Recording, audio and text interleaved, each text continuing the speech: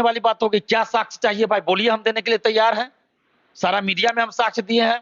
आर्थिक अपराध इकाई को भेजा गया है 1:24 पे, एक व्यक्ति ने भेजा है। उसके मोबाइल में हमने देखा कि 1:24 पे भेजा। हमसे हमसे उन्होंने कांटेक्ट किया था कि इस तरह का बात चल रहा है, एग्जाम हॉल आंसर लड़ रहा था। पूरा आंसर मैच कर रहा है, आंसर मैच कर रहा है पूरा। वही अगर 5 क्वेश्चन का भी आंसर मैच कर जाए, दुइयों का मैच कर जाए, वो भी आउट हुआ। लेकिन तो सारा क्वेश्चन का आंसर मैच कर, वो अब इतना भी मतलब ये नहीं है कि रात भर उसको रटवाया गया और वो एग्जाम में जाके गोला रंग सके ऑप्शन देखकर, इतना भी नहीं जिसमें है वो शिक्षक बनेगा। वो मोबाइल में ले जाके एग्जाम हॉल के बाहर पढ़ रहा है। अभ्यर्थी लोग फोन करके अलग अलग जिला से, सेंटर से हमको बता रहे। तो क्या गुणवत्तापूर्ण शिक्षा लाएगा भाई, क्या ऊपर आएगा? और यही वजह है, आप देखिएगा TRE 1 TRE 2 में भी हमको लगता है कुछ ना कुछ खेला हुआ है। इसलिए आप देखिए कि राज्यपाल का नाम नहीं पता है, भारत के गृह मंत्री का नाम नहीं पता है, बहुत सारी चीज आपने देखा था। इस तरह का घटना हुआ था, कुछ कैंडिडेट का वीडियो वायरल हुआ था। हो सकता है इन लोगों ने खेल किया हो, ये कि चेयरमैन ईमानदार हो जाए और नीचे के कुछ लोग अगर बेईमान हो जाए तो वहां भी खेल हो सकता है ना। चेयरमैन या कोई सचिव हो या कोई, तो एक एक अभ्यर्थी का वो अपने से मार्क्स नहीं न चढ़ा रहे हैं। हो सकता है इन लोगों ने खेला किया हो, जो पेपर लीक किया है वही लोग खेला किया हो, मार्क्स कुछ है चढ़ा दिया हो, कुछ है उसका रिजल्ट हो गया हो, ऐसा भी हो सकता है। तो इसकी जांच होनी चाहिए। और अभी जो पेपर लीक हुआ है TRE 3 का, दोनों शिफ्ट की परीक्षा रद्द हो, क्योंकि जब सेकेंड शिफ्ट का प्रूफ हम लोग दे रहे हैं, तो जो लोग सेकेंड शिफ्ट का पेपर आउट करा लिए, फर्स्ट शिफ्ट का नहीं कराए होंगे क्या? जब उसी के हाथ में सब कुछ है तो आउट तो फर्स्ट शिफ्ट का भी होगा। फर्स्ट शिफ्ट का दिक्कत क्या है कि फर्स्ट शिफ्ट जिसका सेंटर था, फर्स्ट शिफ्ट में एग्जाम था, उसको तो रात में भेज दिया होगा, 10 बजे 9 बजे रात में ही भेज दिया होगा सेंटर पे, सेंटर के लिए रवाना किया गया, तो लोग तो पकड़े नहीं गए।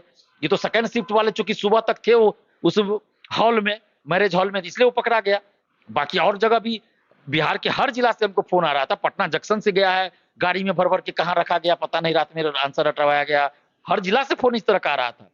तो हम तो मांग कर रहे हैं सरकार से कि सबसे पहले इस रंजीत को बाहर कीजिए BPSC ऑफिस से बाहर, और इसके गैंग का कौन कौन लोग BPSC ऑफिस में है इसका पता कीजिए, इससे पूछताछ कीजिए और सारे उन लोगों को बाहर कीजिए।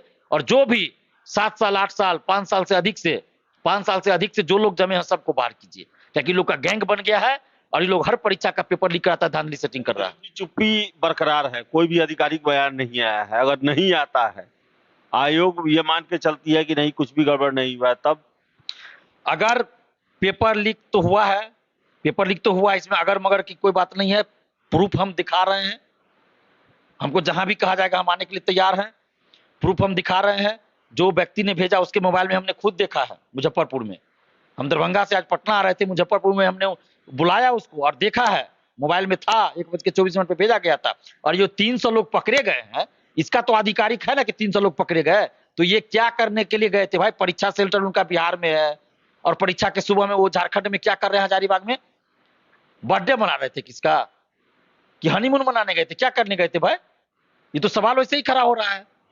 अगर आप लिपापोती करने के लिए ये भी कह सकते हैं कि उसके पास जो आंसर क्वेश्चन मिला वो परीक्षा में नहीं पूछा गया, यही कहेगा आप लिपापोती करने के लिए।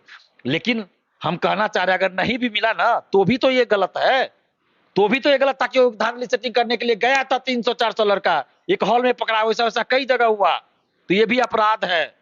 उसके पास एडमिट कार्ड है, सब कुछ है, साबित हो गया कि TRE 3 का स्टूडेंट है, तब क्यों नहीं अभी तक बताया गया है? और जब तक बड़ी मछलियों को नहीं पकड़ा जाएगा ना, छोटी छोटी मछलियों को पकड़ के 2-4 महीना रखिएगा, छोड़ दीजिएगा, कोई फायदा नहीं। 67वीं BPSC पेपर लीक को हमने अपनी जान पे खेल के उजागर किया, क्यों नहीं उन लोगों पे कार्रवाई हुई भाई? छूट गया, सब लोग जॉब कर रहा है, कोई DSP था, कोई RO था, कोई कर्मचारी था, सब जॉब कर रहा है। 2-3 महीना 4 महीना में सब बाहर हो गया। स्पीडी ट्रायल करके क्यों नहीं उनको सजा दिलाया गया भाई? क्यों नहीं नौकरी से बर्खास्त किया गया? एक अगर कोई आरोप लग जाता है लड़की का या किसी चीज का, उसको नौकरी से आप बाहर कर देते हैं, किया जाता है ना। अगर कोई FIR दर्ज है तो आप नौकरी नहीं ज्वाइन करने देते हैं पुलिस लाइन में और भी डिपार्टमेंट में, क्या पे FIR दर्ज है?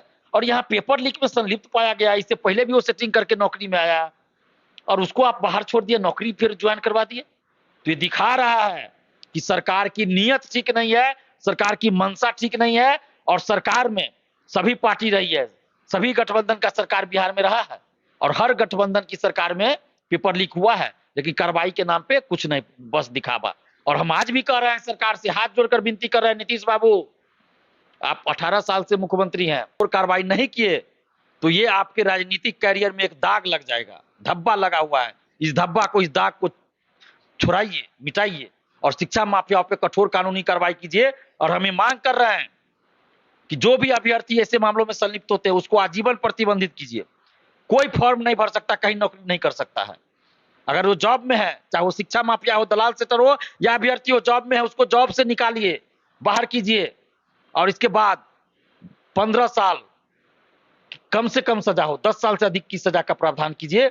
10 साल से अधिक सजा हो, 15 साल दे दीजिए, 16 साल, 20 साल दीजिए, फांसी पे लटका दीजिए। वैसा कानून बनाइए और बुलडोजर से उसकी संपत्ति को ध्वस्त कीजिए, घर को ध्वस्त कीजिए और सारी संपत्ति जब्त कीजिए और करोड़ों रुपया का आर्थिक दंड लगाइए। अगर वो नहीं जमा कर सकता है, जिंदगी भर जेल में सरे। ये करोड़ों अरबों रुपया का खेल चल रहा है उत्तराखंड में। अब बाहर जाके कहाँ होटल चला रहा है, कोई रेस्टोरेंट बड़ा बड़ा चला रहा है, ये अरबों रुपए का खेल चल रहा है। कई लोग इसमें लगे हुए हैं। इस तरह के भी लोग हैं जो पैसा कमा रहे हैं कि एक बार अरबों रुपया कमा ले और पैसा देके मंत्री बन जाए, राज्यसभा सांसद, विधान पार्षद बन जाए, मंत्री बन जाए। ऐसे लोग भी हैं। आईएएस, आईपीएस, बीपीएससी से चयनित अधिकारी, कर्मचारी सब शामिल है, नेता भी शामिल होगा। क्यों नहीं खुलासा हो रहा है भाई? क्यों नहीं पकड़ा गया? 67वीं बीपीएससी का जो मास्टरमाइंड था, जो बड़े बड़े लोग थे, आईएएस, आईपीएस अधिकारी हो, नेता हो, कोई भी हो, क्यों नहीं उसको पकड़ा गया? क्यों नहीं नाम उजागर किया गया? आज सब लोग जॉब कर रहे हैं। तो इस तरह से खेल नहीं चलेगा नीतीश बाबू। कब तक हम लोग बर्दाश्त करते रहें? अब बर्दाश्त नहीं होता है। कब तक हम अपनी जान पर खेलकर ये लड़ते रहें? हम बिहार के युवाओं से भी अपील कर रहे हैं, अगर सरकार आपके साथ न्याय नहीं करे, पार्टी पॉलिटिक्स, जाति धर्म से ऊपर उठिए और नोटा बटन दबाइए।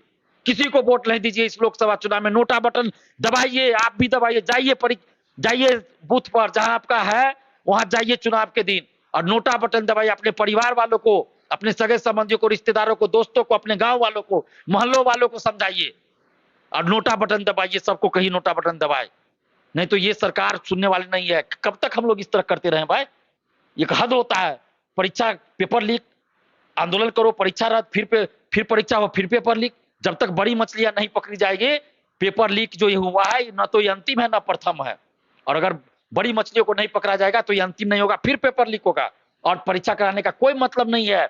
ये बिहार के लाखों स्टूडेंट्स के भविष्य से खिलवाड़ हो रहा है, उनके कैरियर का मर्डर है, उनके कैरियर पे बुलडोजर चल रहा है, उनकी अंतरात्मा पे बुलडोजर चल रहा है। यहाँ जो है लॉज में रह के, हर एक जिला में, पटना में हो या कहीं भी जिला में देखिए, लॉज में रह के लड़का पढ़ाई करता है, लड़की पढ़ाई करती है। हम जानते हैं उनका दर्द, हम स्टूडेंट्स के बीच रहते हैं, हम खुद लॉज में रह के तैयारी की है, हम जानते हैं ना।